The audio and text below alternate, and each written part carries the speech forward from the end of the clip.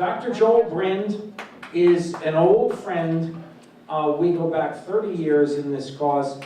He is one of those heroes, and man, this guy is dogged and determined to tell the truth about the link between abortion and breast cancer. This man has been attacked by all the regular expected cohorts, but he has he takes on the big cancer. He takes on the big institutions that cover up for the proven abortion breast cancer link. He does not back down. He has stood strong. And I'm sure he's taken abuse at City University of New York, where he's been a tenured professor, thank God. If he wasn't tenured, he would have been out of there decades ago.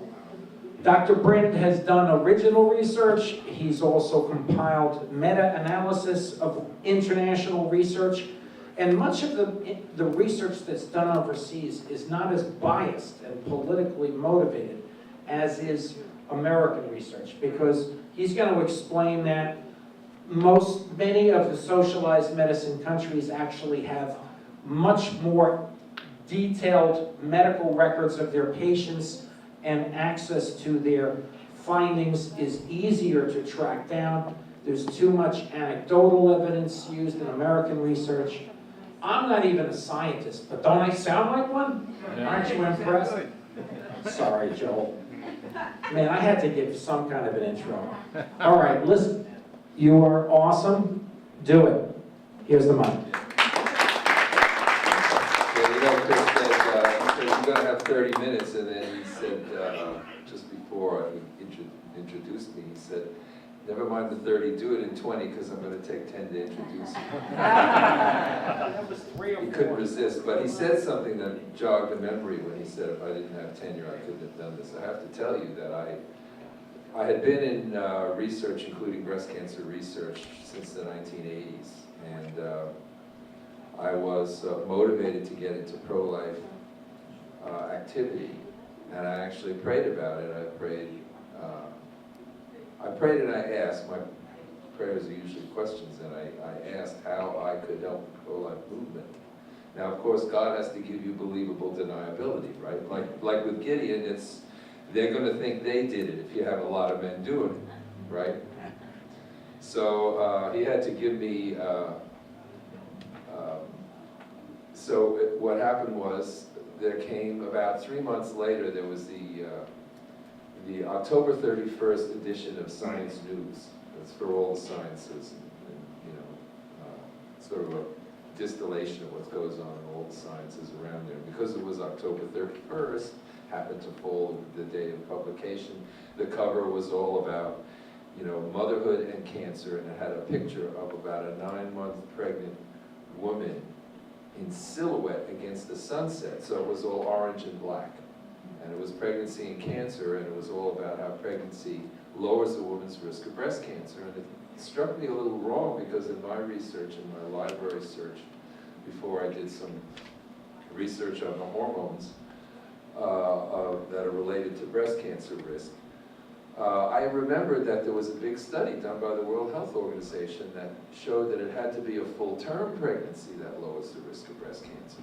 So I went back to the library, and not only had memory served me well to that paper going back to 1970, a very classic paper, but now in the ensuing 10 years since 1982, when I had last checked the literature, and then, which was 1992, there were enough papers around the world that convinced me that this was a risk factor for breast cancer, and it wasn't, the story was not being told. I didn't think it was being covered up because I was very naive, right? But I knew it wasn't being told, and that people do tend to stay away from the subject. So at that moment, I knew that that the story needed to be told. This needed to be told to the public. The public needed to know about this, and nobody was going to do it if I didn't do it. Now, I was a full-time, at the time, assistant, just becoming associate professor at Baruch, which is in Manhattan. Just so you know the kind of biology that you get when you want to major in biology at Baruch College, City University of New York in the middle of Manhattan is not the kind of garbage that was passed in that Reproductive Health Act. So it's not, you know, there's some best of times going on there too. But at that time, I had just been granted tenure, right? Permanent faculty, they can't fire you no matter what. They had just granted me tenure to take effect on January 1st of 1993. This was the end of 92. So, you know, God gives you courage, as he does so many things in mysterious ways. It's like, this story needs to be told, and that if you don't do it, nobody will. And by the way, I've arranged to protect your job, so you can get back out to that. So anyway, that was how I got started on this particular topic. But I just want to say one other thing, you know, this is my first without further ado. I get 3 without further ado's at the beginning, and about 4 or 5 finallys at the end. That's how this works. So, you might wonder, a lot of people here talk about faith, and faith and science are not supposed to go together. Although people do say, you know, I believe in science and all of that, and these days, science has everything upside down. You know, what everyone should understand is that every doctor in the Western world, every doctor, every nurse, every PA, everybody in anything related to human health, nutrition, what have you, they all study biology in college. And generally the biology they get is a biology that really came out of the Soviet Union in 1917 when the Soviet Union was born. That's where all the thinking comes from. The idea being basically that the world, the universe, life on Earth is all a matter of a series of fortunate accidents from mindless molecules getting together by accident and ultimately producing intelligent life, right? Just by itself that way.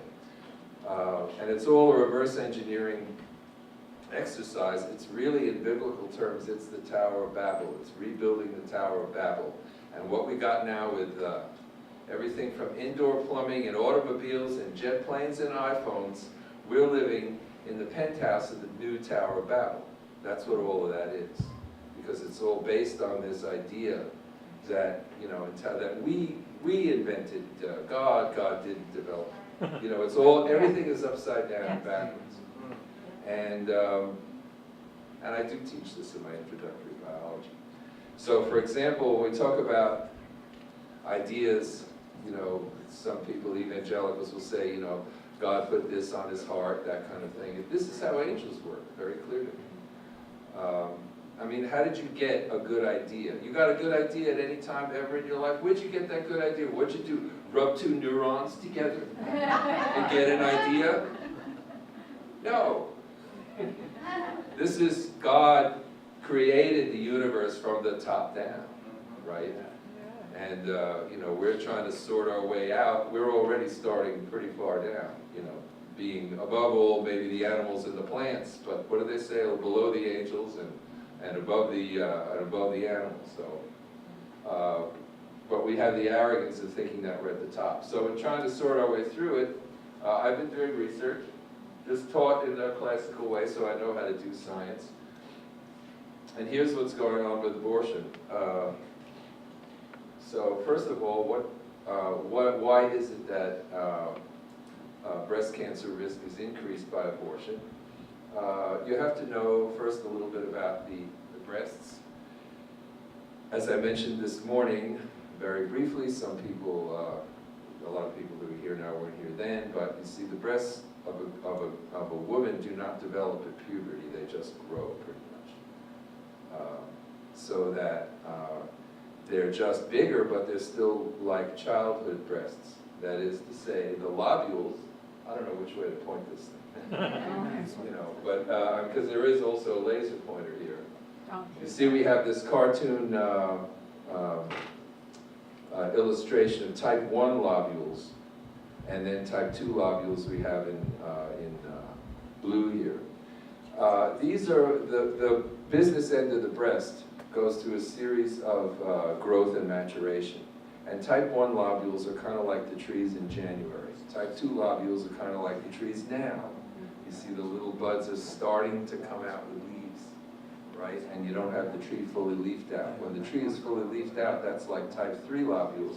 And type 4 is when they're full of fruit, right? All the milk.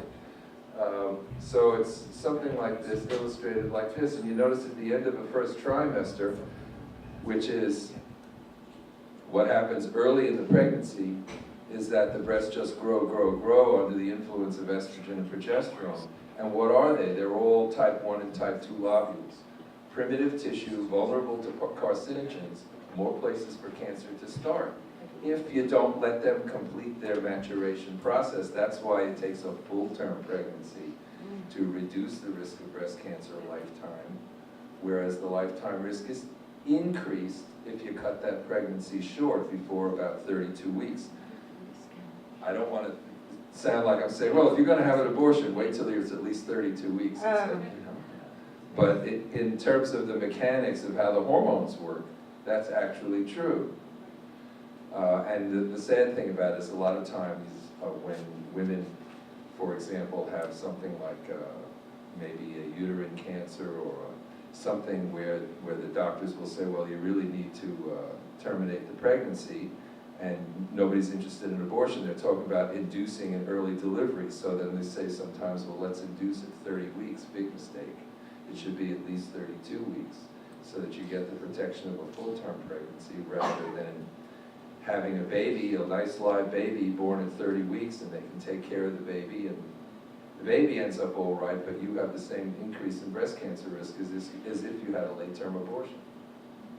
Anyway, by the time the pregnancy is over, the end of the third trimester, the breasts are maximal in size, all ready to feed the baby, but look at the lobules are all type 3 and 4. Those 1s and 2s, the little reds and blues, are actually a minority of the tissue. And then, even after the breasts regress after weaning, even though they kind of look in the microscope like the same kind of tissue they looked like before the pregnancy started, they're really not. Genetically, you can see that they're pretty much the same thing as the type 3 lobules, which are capable of producing milk. So, because we study the genetics of things, you may know that in science it's all about the DNA, right? CRISPR and all of the genetics. This is all science, which they would have you believe is all this secular, godless science. Well, who discovered the laws of genetics? Mendel. What was Mendel? Mendel was a Catholic priest. That was his vocation, to run an agricultural research station in Austria. And those discoveries led them to be able to feed the world. We could have a mere 7 billion people in the world. We got more food than we know what to do with a mere 7 billion people. But that was really the purpose of it. Eventually, they figured out how to do that. So anyway, so I'm going to skip through this. I pretty much just described that. This is what they kind of look like in actual photomicrographs. You know, these are the trees in January, and then sort of now, and then by the time they're full of fruit, you know, they're all leafed out and fruiting and full of milk, the mature lobules. So the fact is, this is where breast cancers start. When I say most, I mean really virtually all of them start with type 1 and 2 lobules. They don't start in the ones that can produce milk. And when you have an induced abortion, it's basically cutting the pregnancy off when there's a lot more in the way of type 1 and type 2 lobules. Whereas full-term pregnancies give you the type 3 and type 4, so that accounts for the difference of increased risk if you cut off the pregnancy with abortion, decreased risk long-term if you carry the pregnancy to term, and if you have a spontaneous abortion, basically your risk is unchanged. We call that, by the way, the susceptibility window, is the time between puberty and first childbirth. That's when the breast is most susceptible to carcinogens, because you've hit puberty, now your breasts are adult size, but they're not matured to milk-producing tissues. This was experimentally verified in rats. If you look at these two groups of rats here, P for pregnant, P-int for P-interrupted, pregnancy interrupted. 9 rats fed a standard dose of a carcinogen, but the ones that were allowed to have a litter of rat pups, none of them got breast cancer. The ones who had interrupted by surgical abortion, almost 80% of them got breast cancer. 1980, right? So a lot of this research was established quite a while ago. Here's the difference between spontaneous abortion or miscarriage. And this is an old study from 1976 done in Switzerland at a clinic for women with so-called threatened abortion. Not what we would call threatened abortion in the movement, but medically speaking, where a woman is pregnant and she has threatening symptoms, vaginal bleeding, abdominal cramping. And so they took a sample of blood, and the ones that are the filled circles, almost all of them at the bottom, are the ones that had very abnormally low levels of estrogen. And the ones that are the open circles are the ones that had normal levels of estrogen. You notice that, and this, this is the estrogenic scale here. So the ones with low estrogen, the ones that are the closed circles are the ones that aborted spontaneously. The open circles are the pregnancies that were viable.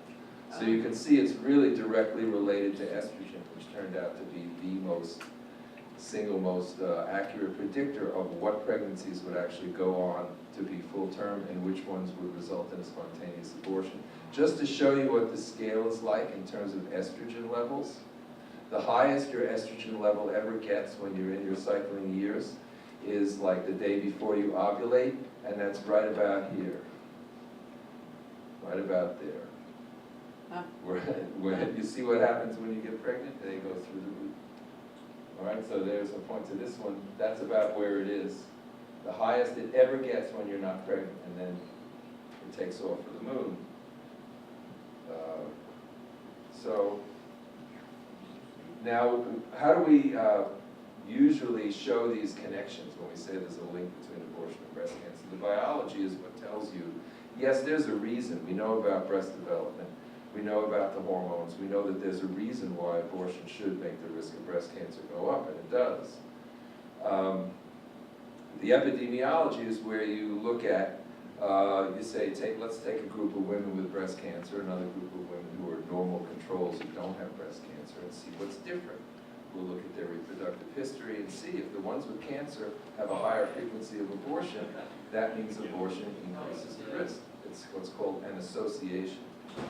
It doesn't prove anything, but anyway, without going into relative risk terms, we looked at all the literature that had been published around the world up to 1996. It's a little bit off the screen here. We published this in 1996. I had colleagues at the Penn State Medical College in Hershey, and we published it in a British Medical Association journal. And these are my co-authors there. This guy, by the way, considers himself pro-choice, believe it or not, because he's an honest scientist. It's interesting, you find some people who are consider themselves pro-choice, and they're honest scientists, and they're willing to sign up. It's sure, I'll publish the paper with you. And then at the first sign of trouble, when they start taking heat for it, it's, don't use me. I have had over the years a number of pro-abortion allies who care about breast cancer research and the effect on women. And one by one, they're always peeled away. They will never stay in for the fight because it's not worth it. As one of them said, I'm tired of having rocks thrown at me. Good luck to you. Or maybe I'll give you some advice informally. That's the way it goes. Anyway, this is something called a forest plot, which is a table showing each one of these lines is a separate study. And every study with its confidence interval, that's to the right of the line, means it shows increased risk. To the left, it shows decreased risk. And by the way, we know why all the ones that show decreased risk do show decreased risk. They're phonies. There's not an honest, properly done study that has shown anything but increased risk. But that doesn't stop, all the official organs of medical knowledge that cover it up. So for example, here's the US National Cancer Institute. The National Cancer Institute of the US is the agency which worldwide is recognized as being the authority on what causes cancer and what doesn't. If the National Cancer Institute says it causes cancer, it causes cancer. If they say it doesn't, it doesn't. Well, so if we were right, what we predicted in 1996 was that there would be tens of thousands of cases in the US alone, additional, resulting from abortion within a few decades, like the 2000s, the early 2000s. And then worldwide, look what happened. One-child policy, we know millions and millions of abortions in China and South Asia and all of that. So unless they really produced an epidemic of breast cancer attributable to abortion, then we were all full of it.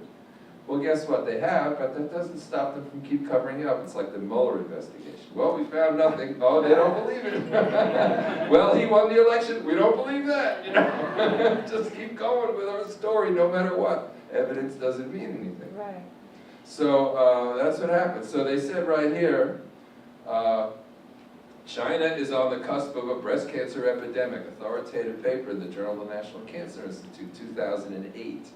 Yep, they're on the cusp of a breast cancer epidemic, but they never mentioned the A word. Of course, abortion is never mentioned. And then look at that, 2014 meta-analysis, just what we did worldwide in 1996. Along comes a group in China that we've never heard of. I didn't know who any of these people were. And they found virtually the same thing, looking at 36 different studies over the last 30 years from China, going back to like 1988. So increased risk, basically 44% increased risk with one abortion, and then up to 89% increased risk with 3 abortions. Whoa. Conclusion, induced abortion is significantly associated with an increased risk of breast cancer among Chinese females. Wow. And it increases with the number of abortions. Well, we had written about what was going on in China in 2004 and published it in the British Journal of Cancer. And the reason why we were writing about that is that a couple of big studies came out from China, and they were from Shanghai. There was a big medical study that was organized some years ago in Shanghai with the help of American epidemiologists, National Cancer Institute, and so on. They organized this huge study, and they signed up women in Shanghai, textile workers in Shanghai, over 250,000, and followed them for a number of years. This is where you get really good data, and it showed there wasn't any increased risk of breast cancer.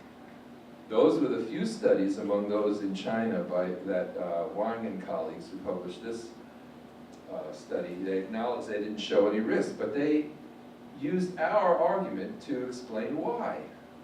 This is what's called a meta-regression analysis. What this means is, here the line of unity is right here. So everything below the line is a study that did not show increased risk, or that shows decreased risk. Above the line shows increased risk. And the line going from left to right is showing how many people, how many women in the population had abortions. So among healthy women in the populations, what's the percentage of abortion?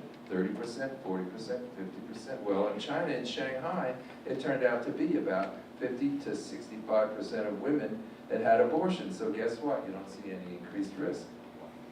And then in the extreme cases, this is Yugoslavia in 1979, that one paper that was flying around on the left of our forest plot that we couldn't explain why it had significantly decreased risk. And this one is a subsequent paper done in the same area, Yugoslavia, done in Serbia in 2013. Well, guess what? 74% of the women in the general population have abortions there. Over 80% of the women in the general populations have abortions in Serbia. There they use abortions for birth control. It's typical for a woman to have 10 abortions or more, sometimes 20. And the reason for this is that when you are in a population where the majority of the women, the typical woman is not a woman who hasn't had an abortion. The typical woman has had an abortion, and she might actually be at lower risk of breast cancer than the atypical woman, because the atypical woman is typically one who may not be sexually active, waited until she was older before she had children, doesn't have any children, nobody to breastfeed. These are all risk factors for breast cancer. So yeah, you can have an abortion, it increases your risk, way over what it would be if you carried the child to term. But maybe if you have 3 abortions and 3 children, you're still at less risk than someone who never has any children at all, who never got pregnant. So it doesn't show up. So now you know how to cover up the abortion breast cancer link. Very easy. Just do a study in a population where most of the women have had an abortion. Well, the best place to do research, if you really want to show the link, is to look at a population where almost nobody's ever had an abortion, and where there are not a lot of other risk factors for breast cancer. How about South Asia? South Asia, a lot of abortions now over the last few decades, really pushed as a method of family planning, economic development, all of that kind of stuff. But typically in South Asia, in India, Pakistan, Bangladesh, Sri Lanka, the typical woman gets married as a teenager, starts having kids right away, has a lot of kids, breastfeeds all of them, doesn't drink, doesn't smoke. What's going to give her breast cancer? So a real cause of breast cancer is really going to stick out. So it's the ideal population to study this epidemiologically. So there, for example, is what happened, not even looking at China, but looking at just over the last 10 years, Asia and South Asia. So we concentrated on South Asia. We've had 20 studies between 2007 and 2017. 20 studies in South Asia alone that had data on abortion and breast cancer. And look what we found. We found a relative risk of 2.51. That's a risk increase of 151%. It really sticks out because it's a relative risk. Because you see, remember, it's a population where breast cancer is not that common. See, in round figures, it's like this. This is the bottom line. Breast cancer, the risk of breast cancer is added to by about 3% overall, on balance, by abortion. Well, what does that mean? Well, let's say you take the average 100 women in New York, let's say, who have had an abortion, and 100 women who have not had an abortion. And let's follow them through their lives and see what we come out. Well, and the one that's had not had an abortion, 10 of them out of those 100 probably get breast cancer. The ones who have had an abortion, maybe 13 of them have had an abortion. 30% increase over the 10, 3% absolute, 3 out of 100 more. Same thing in Asia. In Asia, the average starting baseline risk is about 2%. Add 3, what do you get? 5. But 3 is 150% more than 2. So you see how the relative risk is a lot different, but it shows up much more clearer, much better statistics, and shows you all of that. Almost all of them increased risk, and a lot of them significant on their own. And so there's that 151. So anyway, the data that's coming out is really, really clear and solid. How are you going to counter that? How is the National Cancer Institute, the World Health Organization, or anybody else going to knock down 150% increased risk? So statistically robust. That's easy. You just ignore it. What research? There isn't any good research. We just put out the safety and quality of abortion care in the United States in 2018, the National Academy of Science and the National Academy of Medicine, and there's no increased risk of breast cancer. And what did they base it on? They based it on 3 studies, very recent studies though, one from 2000, one from 2001, and one from 2005. All of those studies, by the way, are fraudulent. You know, a lot of times I used to say these studies are flawed, deeply flawed. It's not just flawed, they're fraud, very simply. I mean, I could go on for hours and really get Chris angry at me, but that would, to show just how they very calculatingly violate the most fundamental rules of scientific investigation. Yeah, wrap it up. He's saying me to wrap it. He's doing this like he's got a Christmas present in his hand. That's his wrap it up, right? That's what that's. So anyway, so they say, does abortion increase the risk of breast cancer? This is that National Academy of Science and Medicine. 3 case control studies, right, from 2005, 2001, and 2000, right? And they say the committee identified high quality research, yeah, sure, of interest, concludes having an abortion does not increase a woman's risk of secondary infertility, pregnancy, blah, blah, blah, or breast cancer, right? It doesn't increase the risk. That's what they say. But in fact, there are at least 3 causal connections. Number one, it postpones your first pregnancy, if it is your first pregnancy. It postpones your first childbirth. And if it's not your first, it eliminates one childbirth, so it eliminates a measure of protection you would otherwise get. They used to get after me when I would sort of debate people, they would say, oh, well, so it's not that abortion increases the risk of breast cancer because, it's just that you don't get the protective effect of the full-term pregnancy if you don't let the pregnancy go to term. So you see, it's not the abortion, it's the termination of the pregnancy. See, doublespeak is a whole lot of fun. It should be a great parlor game, but unfortunately, public policy and what happens is based on that kind of nonsense. So anyway, the World Health Organization doesn't list it as a risk factor. This is now quoting from the meta-analysis that we published last year based on South Asia. Even though breast cancer is now the most common cause of cancer death for women worldwide, guess what? The breast cancer epidemic is now around the world, and we have abortion to blame for it. Right? And what's 3%? Take a look. Continuing denial will continue to worsen, costing many millions of women their lives over the next several decades. Oh, this Brind guy really knows how to hide things, doesn't he? It's 3%. 3%. 3%. How many women are there in India and China? Maybe about, 1.3 billion? That's about right. Well, what's 3% of 1.3 billion? Right? It's almost 40 million? Right? Something like that. And maybe out of those 40 million, maybe half of those women probably will have an abortion at some time during their lives. So we're only talking about 20 million women. And over there, as opposed to over here, where you have an overall 80% cure rate of breast cancer, over there it's only about 50%.